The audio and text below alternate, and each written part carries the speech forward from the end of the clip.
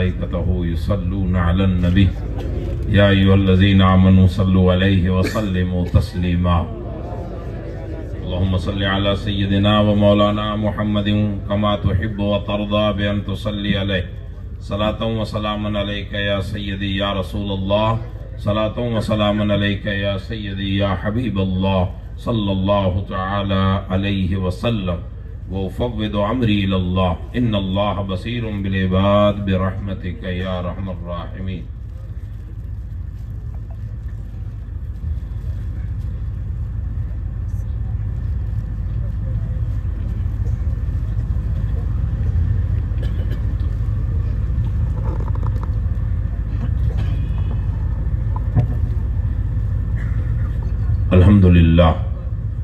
الحمد لله نحمده ونستعينه ونستغفره ونؤمن به ونتوكل عليه ونعوذ بالله من شرور أنفسنا ومن سيئات أعمالنا من يهده الله فلا مضل له ومن يضلله فلا هادي له ونشهد أن لا إله إلا الله وحده لا شريك له ونشهد أن سيدنا ونبينا ومولانا محمدا عبده ورسوله صلى الله تعالى عليه وسلم أما بعد فأعوذ بالله من الشيطان الرجيم بسم الله الرحمن الرحيم.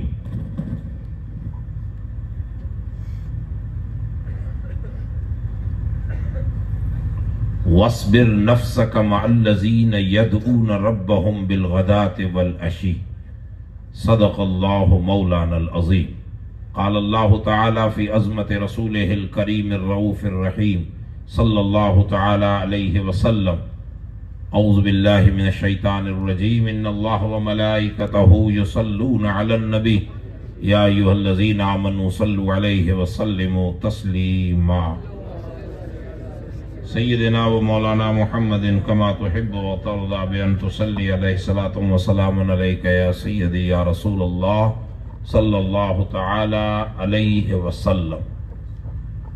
رب ذوالجلال اپنے فضل و کرم اور اپنے حبیب طبیب کل جہان صلی اللہ علیہ وسلم کی زلف پاک اور نالین پاک کی برکتوں سے اپنی بارگاہ میں آج کی اس بابرکت محفل سعید کو قبول فرمائے.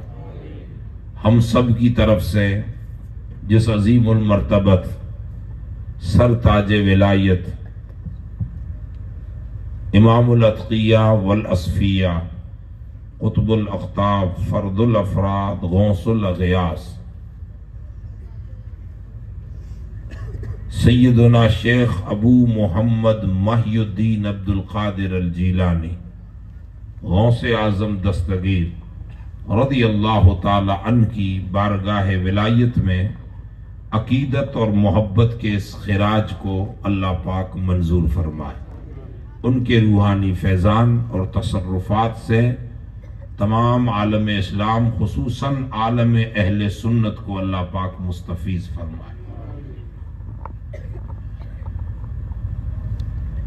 آپ نے مجھ سے قبل تعلیمات غوث العظم پر بہترین اور مدلل اور اچھوتا انداز والا خطاب حضرت مولانا سکندر رضا صاحب کی زبانی سماعت کیا. کچھ منٹ کے لیے اس صف میں اپنا نام لکھوانے کے لیے میں بھی حاضر ہوں. چند باتیں ہم سن کر سمجھنے کی کوشش کریں گے. اللہ تعالی ہمارے دل میں اتارتے ہوئے عمل کا نیک جذبہ عطا فرمائے.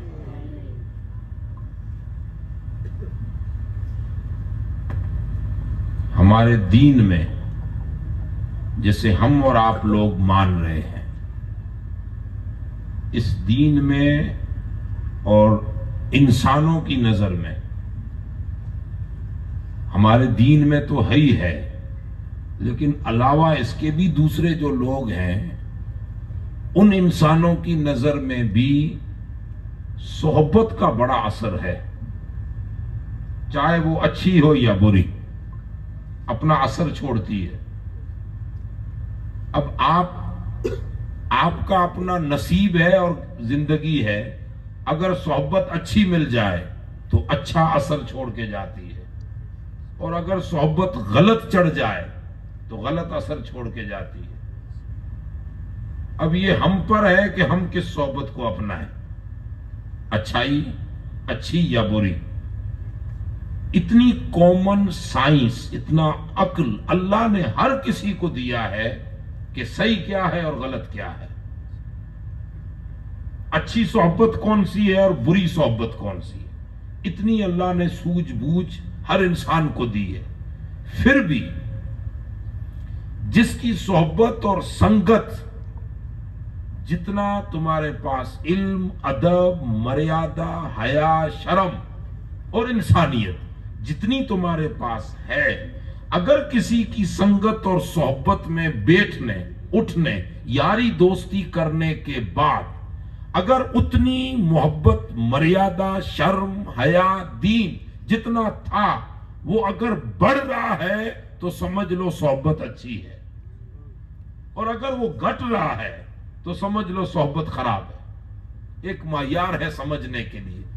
آپ 16 سال کے، 18 سال کے، 20 سال کے، 25 سال کے ہوئے، اور جتنی خاندانی تمہیں اچھائی ملی ہے، اچھا بول چال، اچھا ویوہار، اخلاق، کردار اور اچھی سوچ، فکر، اگر کسی عالم یا پیر صاحب کی سنگت میں رہنے سے جو تمہیں مل رہا تھا، خاندانی ورثہ جو کچھ تمہارے پاس ہے، اگر یہ بڑھ رہا ہے، دین سے تمہارا لگاؤ بڑھ رہا ہے، تم میں حیا آ رہی ہے، ادب بڑھ رہا ہے، شرم بڑھ رہی ہے، تمہیں ایک دوسرے کی بول چال میں آداب اور اخلاق اور مریادہ بڑھ رہی ہے، تو سمجھ لو کہ یہ صحبت اچھی ہے، اور اگر یہ گھٹ رہی ہے تو صحبت خراب ہے۔ یہ ایک معیار ہے۔ پھر صحبت اچھی مل جائے تو اپنا اچھا اثر چھوڑ کے جاتی ہے، اور یہ خالی ہم تک سیمت نہیں رہتا۔ اگر صحبت اچھی اور کامل مل جائے تو ہم پر بھی اثر چھوڑتی ہے، ہماری آنے والی نسلوں پر بھی اثر چھوڑتی ہے۔ اب اس اچھی صحبت کو راہ چلتے نہیں ملتی، اس کے لیے ڈھونڈنا پڑتا ہے، محنت کرنی پڑتی ہے، سنگت لینی پڑتی ہے، اور اس سنگت کو ڈھونڈنا پڑتا ہے، جستجو کرنی پڑتی ہے، تمنا رکھنی پڑتی ہے، آرزو کرنی پڑتی ہے، دعا بھی کرنی پڑتی ہے۔ جلیل القدر صحابہ کرام رضوان اللہ تعالی علیہ مجمعین نئے ملک میں بطور تجارت یا کسی اور کام کے لیے جانا ہوتا تو ان کا معمول تھا کہ گاؤں نیا ہوتا، علاقہ نیا ہوتا، لوگ نئے ہوتے تو دعا ایک ہی مانگتے، یہ نہیں کہتے کہ مولا نفع اچھا ہو جائے، کاروبار زیادہ بڑھ جائے، وہ کہتے مولا نئی زمین ہے، ہم سے جو ملے ہمیں اچھی صحبت اور سنگت عطا فرما دے۔ ان کی یہ دعا رہتی تھی۔ تو اچھی صحبت کے لیے طلب ہونی چاہیے، اور یہ اچھی صحبت کی طلب رکھنا نبیوں کی سنت ہے۔ اچھی صحبت کی آرزو کرنا اور اس کے لیے دعا مانگنا یہ نبیوں کی سنت ہے۔ آپ نے سورہ کہف میں ایک واقعہ ہے موسیٰ علیہ السلام کا، اللہ کے پیغمبر جلیل القدر نبی رسول جلیل القدر، جن کے لیے اللہ تبارک و تعالی نے خود ارشاد فرمایا کہ وہ بندہ میرا وہ مخصوص بندہ ہے جس سے میں کلام فرماتا ہوں، حضرت موسیٰ علیہ السلام۔ اللہ پاک نے علم ظاہری، علم باطنی، اچھا علم ظاہری اور باطنی کو آپ اپنے معیار سے زیادہ نہیں سمجھ سکتے، تو اس حساب سے سمجھیں۔ ایک ہے آپ کے ہاتھ میں موبائل، اس کا ظاہر یہ ہے کہ آپ کو کال آئے تو اٹھا لو، کال لگانا ہے تو ڈائل کر دو، بس یہ اتنا ہی ہے۔ اب میسج آپ کو کرنا ہے تو واٹس ایپ پہ وائس بھیج دو، کال کر لو، ٹیکس کر لو، یہ جو نظر آ رہا ہے اتنا ہی۔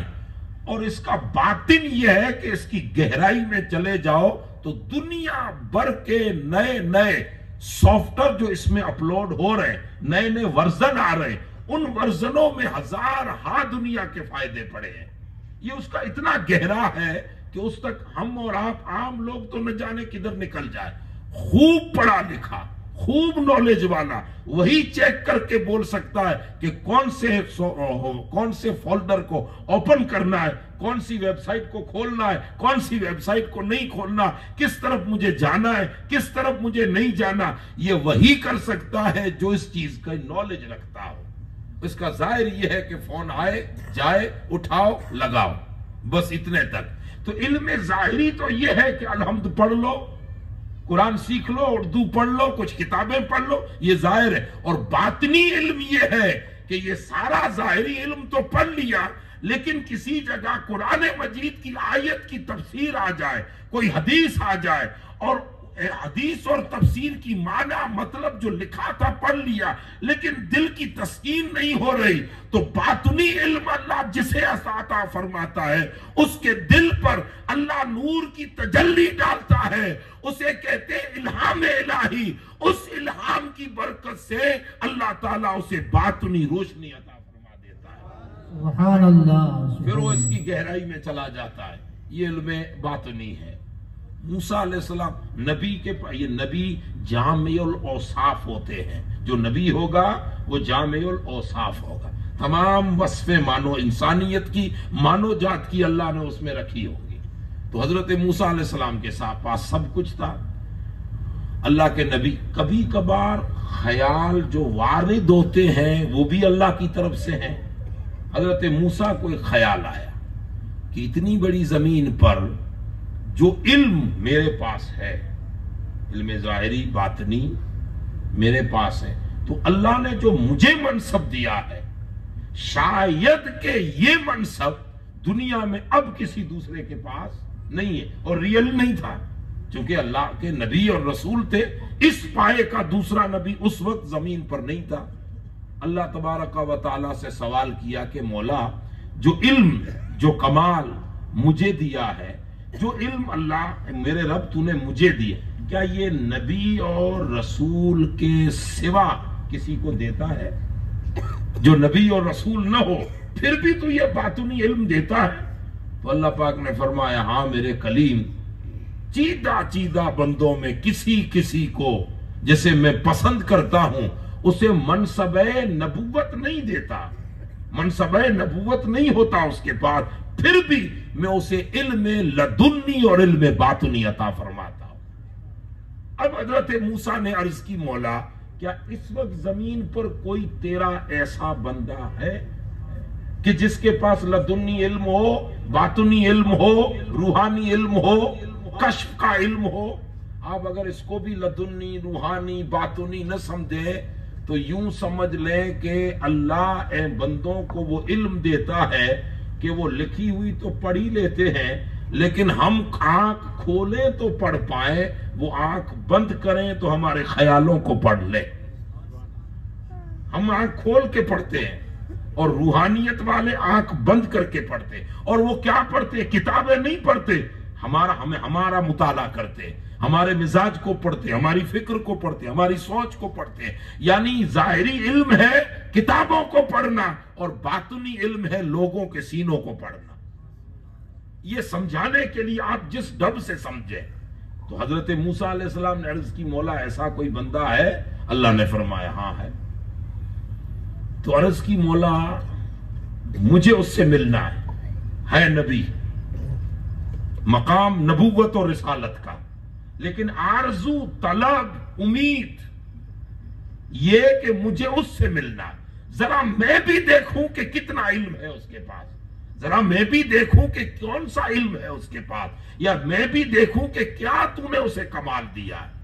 اب حضرت موسیٰ علیہ السلام نے جب یہ آرزو کی تو اللہ پاک نے فرمایا میرے کلیم، میرا بندہ زمین پر ہے، اس کے ملنے کے دو ٹھکانے ہیں. جس جگہ ملے گا اس جگہ کی دو علامتیں ہیں.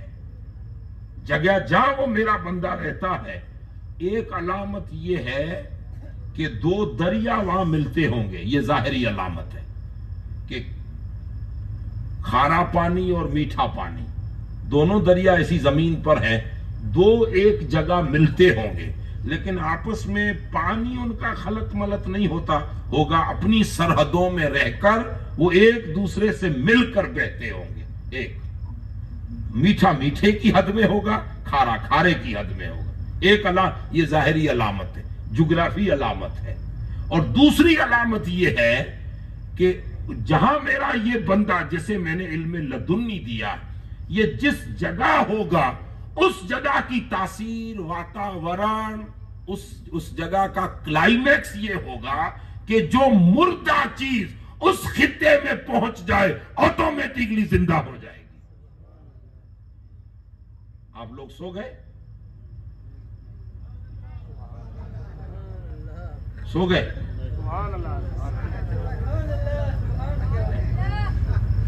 سمجھے؟ ایک علامت جغرافی علامت ہے، زمینی علامت. اور زمینی علامت یہ ہے کہ دو سمندر ملتے ہوں گے، کھارا اور میٹھا. یہ ہے جغرافی علامت، زمینی علامت. اور دوسری علامت یہ ہے کلائمیکس کی، واتاورن، پریاورن. یہ جو واتاورن ہمیں نظر آ رہا ہے، کلائمیکس کی علامت یہ ہے کہ اس علاقے میں جو مردہ چیز پہنچ جائے وہ زندہ ہو جائے گی آٹومیٹکلی. اسے حرکت دینے یا کچھ سمجھانے کی ضرورت نہیں، وہ آٹومیٹکلی زندہ ہو جائے گی. یہ جو آٹومیٹکلی زندہ ہو رہی ہے، یہ اس بندہ خاص کی روحانیت کا کمال ہے کہ وہ خود اتنا زندہ ہے، ذاکر دل اور زندہ دل ہے کہ اس کلائمیکس میں جو مردہ آ جائے وہ اس کے کرب سے زندہ ہو جاتی ہے. سبحان اللہ، سبحان اللہ. دو چیزیں ہوئی، ایک جغرافی، کھارے اور میٹھے کا ملنا، اور دوسری پریاورن، کلائمیٹ. دو علامتیں ہیں. حضرت موسیٰ علیہ السلام نے کہا ٹھیک ہے، یہ علامت رب نے دی ہے. نبی موسیٰ علیہ السلام، نبی ہے حضرت موسیٰ. اب حضرت موسیٰ جہاں رہ رہے ہیں وہاں سے نکلے اس کو ڈھونڈنے کے لیے. اتر کی طرف بھی ہو سکتے ہیں، پچھم کی طرف بھی ہو سکتے ہیں، پورب میں بھی ہو سکتے ہیں، شمال جنوب، کہیں بھی دیشا اللہ نے نہیں بتائی. اب نکلو، اسے ڈھونڈو، بس علامت یہ ہے. اب نکل گئے حضرت موسیٰ، جس سمت نکلنے تھے نکلے. اب نکلے، ایک دن چلے، 2 دن چلے، 3 دن چلے، ساتھ میں لیا اس وقت اپنا خلیفہ، نائب. لیکن آگے چل کے اللہ نے اسے بھی مقام نبوت تو اپنی کارخانہ قدرت میں دے رکھا ہے، لیکن ڈکلیئر کیا حضرت یوشع بن نون، وہ حضرت موسیٰ کے اس وقت خلیفہ تھے، شاگرد تھے، خلیفہ تھے. دونوں نکلے. حضرت موسیٰ علیہ السلام جس قوم کی طرف نبی بن کر مبعوث فرمائے گئے وہ قوم تھی مچھی مارنے والی. خاص حضرت موسیٰ کی نبوت جس قوم کے لیے آئی تھی، ان قوم کا دھندا کاروبار جیسے آپ کی فیکٹریاں کاروبار ہے، تو اس قوم کا پوری مجموعی طور سے کاروبار تھا مچھی مارنا، وہ بھی دریائی ساحلی سمندر کے کنارے پر. تو چونکہ اب جہاں رہتے تھے جو کلچر تھا، تو کھاد خوراک کے لیے مچھلی لے کے نکلے. سفر ہے، ورنہ سفر میں مچھلی لیتے نہیں ہیں، پیاس لگے گی کھائیں گے تو. لیکن الگ ایک قدرت کو اپنا کارخانہ اور کمال دکھانا تھا. مچھلی لی، بھون دیا، فرائی کر دی. اس وقت کی فرائی اس وقت کی فرائی سے تصور مت کرنا، جو بھی اس زمانے میں ہوتی ہوگی. بھون کے فرائی کر کے ایک باکس میں ایک کپڑے میں باندھ کے ایک دم ٹفین بنا کے تیار کر کے آپ نکلے، خادم ساتھ میں، وہ تھیلا خادم کے ہاتھ میں. ایک دن چلے، اپنے وقت پر جو معمولات ہیں وہ کر رہے ہیں، پھر نکلے. لیکن سفر میں تھکان نہیں ہو رہی. سفر میں تھکان کہ بھی آدمی 100 200 500 کلومیٹر چلے تو آ کر تھک جائے. گھٹنے کہیں نہ کہیں سے درد کرنے لگے، چلتے چلتے رانے درد کرنے لگے، کمر درد کرنے. ظاہری جسم کی ظاہری تھکان نہیں لگی، احساس نہیں ہوا کہ میں تھک رہا ہوں، دونوں کو نہیں ہوا. پھر بھی حضرت موسیٰ چلتے چلتے ایک جگہ رکے، بغور بات کو سننا، آگے اور بات سمجھنی ہے. وہاں پہنچے تو کہا تھوڑی دیر سو جاتے ہیں، تھوڑی دیر سو جاتے، یوں ہی حضرت موسیٰ علیہ السلام آرام میں آئے، حضرت یوشع بیٹھے، وہ ٹفن جو زادے راہ ساتھ میں تھا اس کی سیفٹی کے لیے آپ بیٹھے، وہ پینک بندھا ہوا تھا، گانٹھیں لگی ہوئی تھی، مچھلی تھی، اس کو اہتمام سے تیار کیا تھا۔ حضرت موسیٰ آدھ پون گھنٹہ جو رب نے نصیب میں کیا، اتنی آرام کی، اٹھے، اب فرمایا چلو جلدی چلتے ہیں۔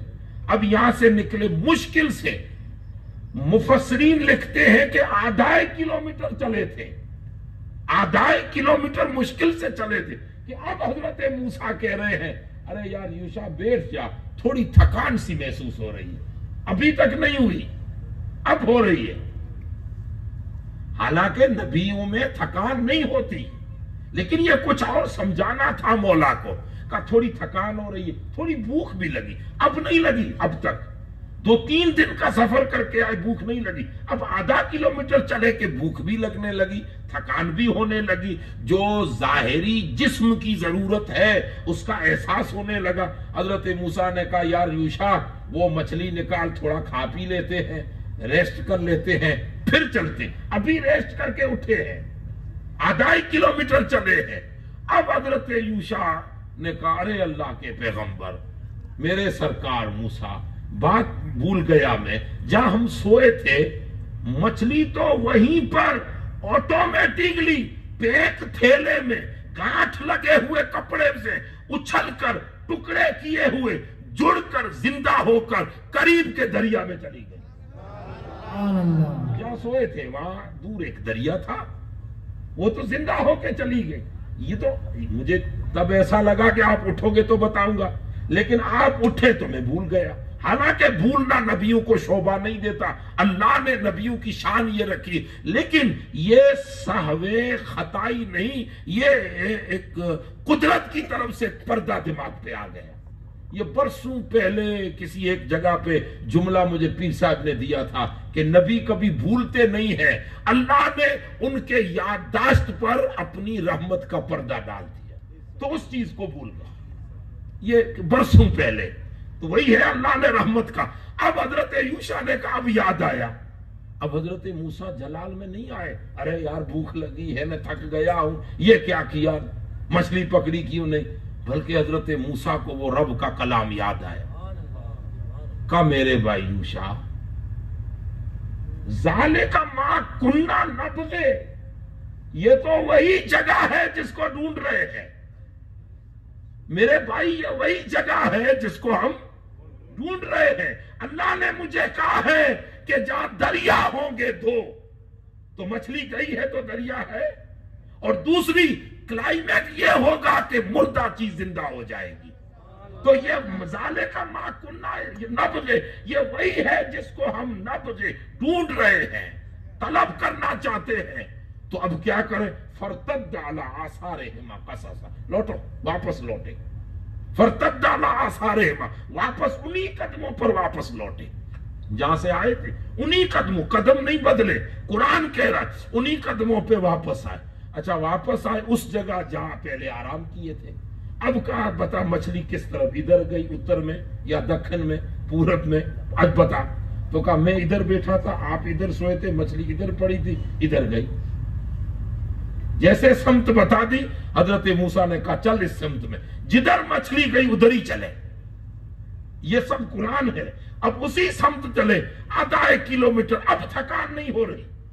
سمجھنے جیسی بات یہ ہے، صوفیاء نے لکھا کہ اولیاء کی حدود میں رہے تو تھکان نہ تھی، حد پار کی تو تھکان نے آ لیا۔ ولیوں کی حد میں تھے تو بھوک نہ تھی، حد پار کی تو بھوک نے آ لیا۔ اب واپس حد میں آ گئے تو اب واپس اس کی طرف لوٹے، اس راستے کی طرف۔ تھوڑے آگے گئے تو ایک چھوٹا سا ٹیلا تھا، اب وہ ریت کا تھا یا پتھر کا تھا، چھوٹا سا ٹیلا، قریب میں دریا تھا، اور دو دریا، کھارا میٹھا دونوں۔ کھارے کا کلر کچھ اور ہے، میٹھے کا کلر کچھ اور ہے، دونوں بہ رہے اپنی اپنی حدود میں۔ ایک علامت تو پوری ہوئی، اب کہا کہ ڈھونڈتے ہیں یہیں کہیں وہ ہوگا جس کی علامت میرے رب نے بتائی ہے۔ وہ نبی نہیں ہے، وہ ولی ہے، موسیٰ علیہ السلام نبی ہے. اب نظر دوڑائی تو ایک ٹیلے کے بغل میں تفسیر میں آیا ہے کہ یوں بیٹھے تھے یہ حضرت خضر. وہ کوئی چادر اوڑھ کے, موٹی چادر اوڑھ کے یوں بیٹھے تھے. یہ سر یوں جھکا کے, سر اوپر نہیں تھا, یوں جھکا کے. یہ تفسیر میں آیا ہے اپنے گھٹنوں میں سر ڈال کے یوں بیٹھے تھے. حضرت موسیٰ علیہ السلام نے دیکھا ہے کہ چادر اوڑھے کوئی بندہ بیٹھا ہے, تو قریب گئے, قریب جا کے کہا, نبی تھے, کہا السلام علیکم یا عبداللہ. تو انہوں نے سر اٹھایا نہیں, سر جھکائی ہے, دیکھا نہیں کون آ رہا ہے, کون سلام کر رہا ہے, بلکہ جھکے سر سے کہا وعلیک السلام یا موسیٰ بنی اسرائیل. سر جھکا ہے, کہا وعلیک السلام یا موسیٰ بنی اسرائیل. حضرت موسیٰ نے کہا کہ آپ کیسے جانتے ہو کہ میں موسیٰ بنی اسرائیل ہوں؟ سر تو اٹھاؤ. تو کہا رے کلیم, جس رب نے خضر کا پتہ دیا ہے اسی رب نے موسیٰ کا بھی پتہ بتا دیا. اللہ اکبر یا رسول اللہ. بس اب یہ پورا واقعہ آگے ہے. پھر دونوں نکلے, 2-3 دن ساتھ رہے, اور پھر لمبا چوڑا واقعہ ہے, وہ الگ ہے, اس کے لیے ایک مضمون پورا الگ. یہ بات یہاں پہ ختم ہوئی. میں نے بات شروع کی تھی صحبت سے. چونکہ صحبت کی طلب حضرت موسیٰ نے کیوں کی؟ تاکہ نبی کی سنت بن جائے. نکلنا نبی کی سنت, طلب کرنا نبی کی سنت, صحبت میں رہنا نبی کی سنت, اور صحبت میں کچھ باتیں اپنے مزاج کے موافق نہ پا کر خاموش رہنا یہ نبیوں کی سنت. سبحان اللہ, اللہ کا حکم. اچھا یہ ساری باتیں ہو گئی. اب صحبت میں رہے. صحبت خضر کی موسیٰ کو ضرورت نہیں تھی. وہ آلریڈی خود نبی ہے, خود صاحب کمال ہے, خود صاحب شرف و فضیلت ہے. انہیں کسی کی صحبت کی ضرورت نہیں ہے. لیکن قیامت تک آنے والے مسلمانوں کو قرآن پڑھ کے, جو قرآن پڑھے اس کو اللہ پیغام دے رہا ہے کہ میرے بندو, وہ تو خضر بنی اسرائیل تھے, بنی اسرائیل کی امت کے ایک ولی تھے, جس کی طلب کرنا موسیٰ کی سنت, جسے پا لینا موسیٰ کی سنت, جس کی سنگت میں رہنا موسیٰ کی سنت. ارے رسول اللہ کے غلاموں, وہ تو ایک خضر تھا. محمد مصطفیٰ کی امت میں ہزارہ ایسے خضر گزرے ہیں. تمہیں چاہیے کہ تم ان اللہ والوں کی صحبت کی طلب پیدا کرو. صحبت مل جائے تو صحبت اپناؤ, اور صحبت میں رہ کر اپنے ذہن کو بھی مولا سے ملاؤ, اپنی فکر کو بھی مولا سے ملاؤ. نعرہ تکبیر, نعرہ رسالت, اور یا اللہ. اگر صحبت مل جائے. اچھا یہاں پر 2 چیزیں ہیں, اس واقعے میں ہے لیکن وہ واقعہ طویل ہے. ایک, صحبت ملنے کے بعد آپ اس سے آخرت پا رہے ہیں یا دنیا پا رہے ہیں, یہ آپ کو سمجھنا ہے. صحبت مل گئی, اب اس سے لے کیا رہے ہیں. اگر آپ طلب دنیا کے لیے گئے ہو تو ملے گی, لیکن گئے ہو طلب آخرت کے لیے تو ملے گی. اللہ کے ولیوں کو خدا نے یہ پاور دیا ہے کہ جو لینا چاہیں آپ لے لیں, جو لینا چاہیں. اگر محض دنیا لینی ہے تو دنیا لے لیں, اور آخرت لینی ہے تو آخرت لے لیں. یہ آپ پر ہے کہ آپ کیا لے رہے ہیں. اسی لیے سرکار غوث العظم کا ایک فرمان, آپ فرماتے ہیں کہ دنیا کے لوگوں, جب تک عبد القادر زمین پر ہے اللہ نے مجھے وہ طاقت اور پاور اپنی قدرت سے حضور کے وسیلے سے دیا ہے کہ آپ علم بھی لو, عبد القادر تمہیں علم دے گا. روحانیت لو, روحانیت دے گا. تیہ دامن ہو کر آئے ہو, آؤ بیٹھو میں دامن بھر کے دوں گا. علم سے بھی, معرفت سے بھی, طہارت سے بھی, تقوی سے بھی, پرہیزگاری سے بھی. اور اگر کوئی اہل دنیا ہے تو وہ بھی مجھ سے آ کر ملے. عبد القادر محتاج نہیں ہے, وہ بھی دنیا بھی تمہیں عطا فرما دے گا. سبحان اللہ. وہ آپ پر ہے کہ آپ کیا لے رہے ہو. لیکن صالحین کی صحبت. اب دوسری بات سمجھائیں کہ ہم کیوں صحبت لیں. کیا ذرا ہم قرآن پڑھتے ہیں, ہم بھی قرآن پڑھتے ہیں, ہم بھی حدیث پڑھتے ہیں, ہم بھی مسلمان ہیں, تو کسی کی صحبت میں رہنے کی کیا ضرورت. ہم ڈائریکٹ اللہ سے مانگ لیں. نہیں, فرق یہ ہے کہ آواز تیری بھی ہے, آواز ان کی بھی ہے, زبان ہماری بھی ہے, زبان ان کی بھی ہے, حلق ہمارا بھی ہے, حلق ان کا بھی ہے. لیکن فرق اتنا ہے کہ ہم رحمت حق کے انتظار میں ہیں کہ کب ملے, ہم مغفرت کے انتظار میں ہیں کہ کب ملے, ہم منتظر ہیں ہر حال میں. بارش ہو تو ہم انتظار میں, برکت ہو تو ہم انتظار میں, اولاد چاہے تو ہم انتظار میں, مغفرت چاہے تو ہم انتظار میں. ہم ہر حال میں منتظر ہیں. اور جنہیں خدا نے کاملوں کی صف میں کھڑا کیا ہے وہ منتظر نہیں بلکہ خود اللہ کی رحمت ان کا انتظار فرماتی ہے. رومی صاحب کہتے ہیں, مولانا رومی, عبد دیگر عبد ہو چیزیں دیگر آسرا پا انتظارو او منتظر. رومی کہتے ہیں ہم میں اور ان میں فرق یہ ہے کہ ہم دعا کرتے ہیں کہ مولا بارش دے, پھر برسائے مولا, انتظار میں کب برسے. لیکن ولی اسے کہتے ہیں, صالح اسے کہتے ہیں, پاک دل اسے کہتے ہیں جس کے لیے رحمت انتظار کرے کہ یہ کب لب کھولے, کب یہ مانگے تو میں برس پڑوں. اسی لیے صالحین کی صحبت, رسول اور نبیوں کی سنت. اچھا, یہ تو ہو گیا ایک مضمون.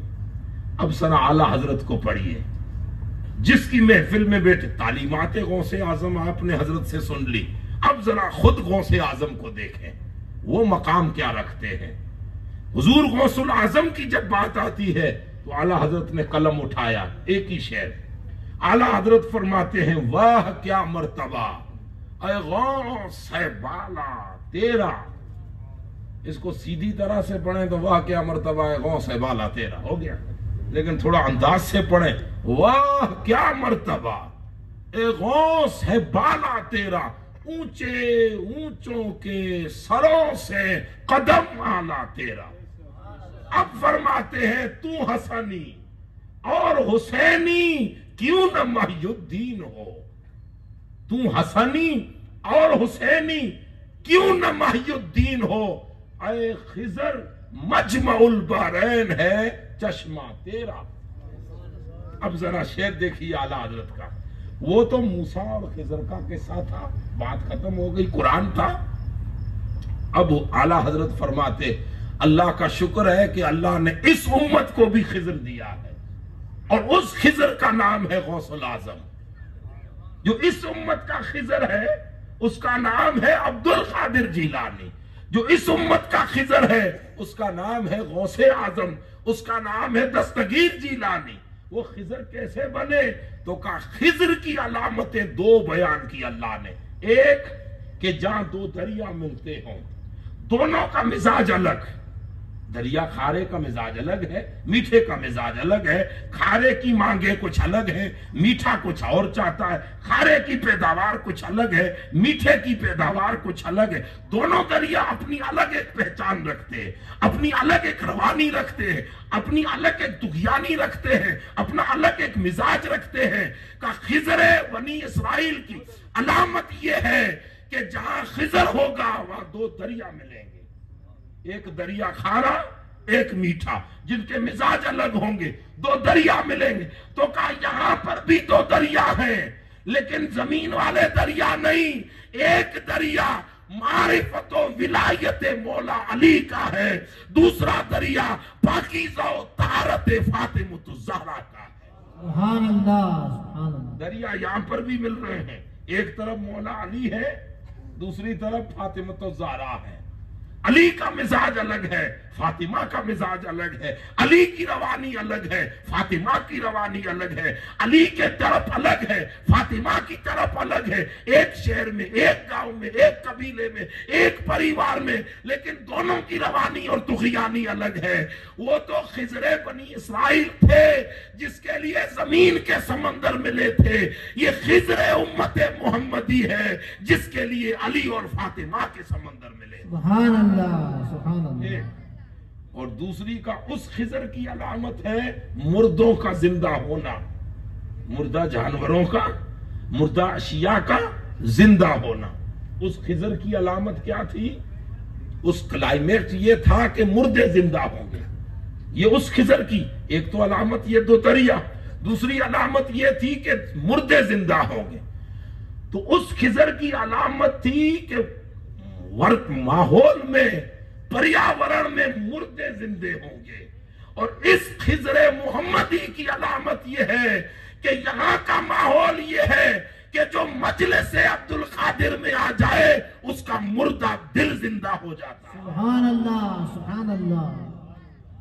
مردہ جانور زندہ کرنا یہ کمال نہیں ہے جس کی سوچ مردہ ہو، فکر مردہ ہو، خیال مردہ ہو، وجدان مردہ ہو، جس کا دل مردہ ہو، نظریہ مردہ ہو، ایسے مردہ دل کو نظر ولایت ڈال کر زندہ کرنا یہ کمال کی بات ہے۔ سبحان اللہ، سبحان اللہ۔ اب تیسری بات اعلیٰ حضرت نے لکھی اسی شعر میں کہ وہ خضر بنی اسرائیل تھا، وہ خضر بنی اسرائیل تھے جس کی جستجو کے لیے موسیٰ چل کے گئے۔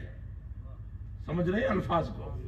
وہ خضر بنی اسرائیل تھے جن کی جستجو میں موسیٰ چل کے گئے تھے۔ یہ خضر محمدی ہے جسے اللہ نے موسیٰ کی گود میں عطا فرما دیا۔ سبحان اللہ۔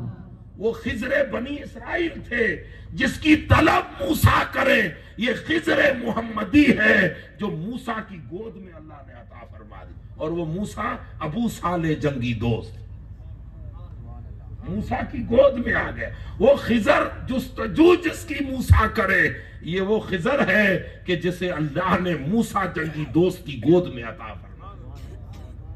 یہ خضر امت ہے۔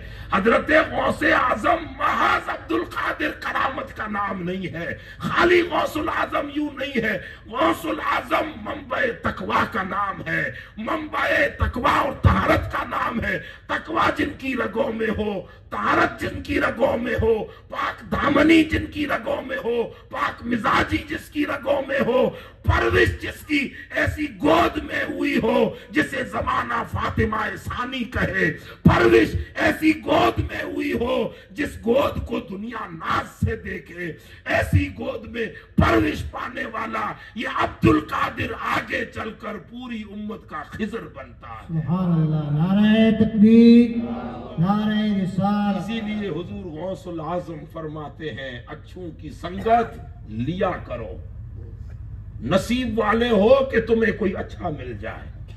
حضور غوث پاک فرماتے اگر تمہیں کوئی اچھی صحبت مل جائے تو لیا کرو، جستجو رکھا کرو، حاصل کیا کرو، پالو تو بیٹھا کرو، حاصل کیا کرو، وقت دیا کرو۔ یہ وہ سنگت ہے جو مردہ مزاج کو زندہ کر دے گی، مردہ سوچ کو زندہ کر دے گی، مردہ فکروں کو زندہ کر دے گی اور مردہ دلوں کو زندہ کر دے گی۔ اسی لیے آج ہم جن کا ذکر کر رہے ہیں وہ اس امت کا ایسا خضر ہے جس کا ذکر آج مردہ مزاج کو زندہ کر دیتا ہے، جس کا خیال آ جائے تو مردہ تصور زندہ ہو جاتے ہیں۔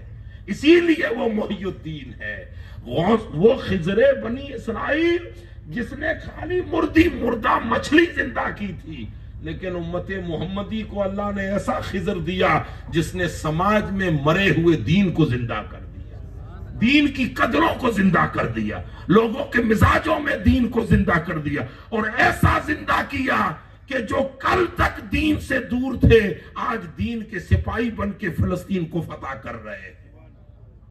اسی لیے اللہ تبارک و تعالی نے حضور غوث العظم کا ذکر، حضور غوث العظم کی تعلیمات ہمارے لیے نسخہ جاں ہے، نسخہ ہدایت ہے۔ حضور غوث العظم سے فیض بھی لیں، تعلیمات بھی پڑھیں اور تعلیمات کو بھی اپنائیں. اور حضور غوث الاعظم کی تعلیمات میں دو چیزیں بڑی نمایاں، ایک صدق مقال اور دوسرا رزق حلال. ہم کھائیں پیئیں لیکن دیکھیں کہ حلال آ رہا ہے کہ حرام. ہماری بول چال میں اسلامی تہذیب ہونی چاہیے، ہمارا معیار اسلامی معیار ہونا چاہیے، ہماری زبان کا بھی معیار اسلامی معیار ہونا چاہیے، ہمارے اخلاق کا بھی معیار اسلامی معیار ہونا چاہیے. یہ حضور غوث الاعظم کی پاک سیرت ہے. قرآن فرماتا ہے وَاصْبِرْ نَفْسَكَ مَعَ الَّذِينَ يَدْعُونَ رَبَّهُمْ بِالْغَدَاةِ وَالْعَشِيِّ. اے بندے، اگر کچھ پانا چاہتا ہے تو کسی ایسے کی مجلس میں بیٹھ جس کا دل اللہ کی حضوری میں رہتا ہو، جو خود زمین پر ہو، آپ کے بیچ میں ہو، لیکن دل ادھر ہو. حضرت جنید بغدادی کے نام سے بھی بات آئی ہے اور حضرت معروف کرخی کے نام سے بھی بات آئی ہے، صوفیہ کے الگ الگ ناموں سے، اور نظام الدین اولیاء کے حوالے سے بھی بات آئی ہے. جس ایک کی طرف منسوب کریں، آپ فرماتے ہیں کہ میرا دل نہیں تھا کہ میں لوگوں کو بات سمجھاؤں، میرا من نہیں تھا کہ میں لوگوں کو کچھ نصیحت کروں، لیکن مجھے ایک دن میرے اندر نے آواز دی کہ اے جنید یا اے نظام الدین اولیاء یا اے معروف کرخی، اپنے مریدوں کو کچھ تو نصیحت دے، نصیحت حلال دے، رزق حلال کی، صدق مقال کی، اچھی صحبت لینے کی، پانے کی، اس پر ثابت قدمی کی کچھ تو نصیحت دے. میں نے کہا میرے مولا کیا پتا کہ میری نصیحت دلوں میں اترے کہ نہیں. تو اندر سے آواز آئی کہ تو نصیحت تو کر، اگر تیری نیت صاف ہوگی تو ہو سکتا ہے تیرے دو جملوں سے کسی ایک نے بھی توبہ کی تو اللہ تعالیٰ تجھے قیامت کے دن بخشش عطا فرمائے. سبحان اللہ، سبحان اللہ. اسی لیے اللہ تعالیٰ ہم لوگوں کو اچھی یہ مجلسیں جو سجتی ہیں، یہ بہترین صحبت ہے، اس کو دیکھا دیکھی میں مت لے جائیں، ہاؤ بھاؤ میں مت لے جائیں کہ وہ اس مقرر کو بلائیں گے، وہ اسٹیج چھوڑ دے، وہ ادھر ادھر کی نہیں کرنی چاہیے. صرف اللہ اور اس کے رسول کا پیغام، اس نیت سے کہ کچھ ہمارے دلوں تک پہنچے، اور ہمیں دیکھا دیکھی میں نہیں لینا چاہیے. صرف اس نیت سے سجائیں رکھیں کہ ذکر غوث الاعظم سے ہو سکتا ہے کسی ایک کا من بدل جائے. اسی لیے اللہ تعالیٰ نے ہمیں توفیق دی ہے. تو یہ مجلسیں ان صحبتوں میں سے ایک اچھی صحبت ہے. اللہ تبارک و تعالیٰ، اور اللہ کا شکر ہے کہ ابھی تک اللہ نے زمین پر ایسے بندے رکھے ہیں جو چھپے یا ظاہر میں لیکن اچھی صحبت والے ہیں، جو سنگت اپنا اچھا رکھتے ہیں. اسی لیے رومی کہتے ہیں گرد مستاں گرد گر مہے کم رسد، بوئے رسد. کہتے ہیں اچھوں کے پاس بیٹھ، بروں کے پاس کیا بیٹھنا، تو وہ تو برائی دیں گے. بدبو والے کے قریب بیٹھو گے تو بدبو دے گا، خوشبو والے کے پاس بیٹھو گے تو خوشبو دے گا. تو رومی کہتے ہیں کسی اللہ ایسی کی سنگت میں بیٹھ جو نیک ہو، صالح ہو. تو گرد مستاں گرد گر مہے کم رسد، وہ جو شراب عشق پی رہا ہے اللہ سے، جو اچھی سنگت کی شربت پی رہا ہے، تو ہو سکتا ہے کہ کچھ قطرے تجھے مل جائیں گے، ہو سکتا ہے کچھ قطرے تجھے مل جائیں گے. اور اگر قطرے نہ ملے تو کم سے کم اس شربت کی خوشبو تو آ جائے گی. یہی کافی ہے کہ خوشبو ہی نصیب آ جائے. اسی لیے اللہ تعالیٰ ہمیں ان محفلوں کے ذریعے اچھی صحبت اور سنگت پانے کی اللہ توفیق عطا فرمائے، اور جو اچھی جستجو، اچھی سنگت کی آرزو جستجو کرنے کی اللہ ہمیں تڑپ اور جذبہ عطا فرمائے. وما علینا